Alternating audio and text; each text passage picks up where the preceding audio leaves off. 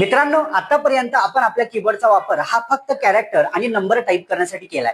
पण तुम्हाला माहिती आहे का, खरी जादू तर आपल्या कीबोर्डमध्ये काही कीज मध्ये दडलेली आहे. आणि म्हणूनच आज आपण हा व्हिडिओ खास त्यासाठी बघणार आहे की कोणत्या प्रकारच्या कीज मध्ये कोणत्या प्रकारची जादू दडलेली आहे. पण बघण्या अगोदर जर तुम्ही आपल्या चॅनलला फॉलो केला नसाल तर नक्की फॉलो करून घ्या. चला बघूया.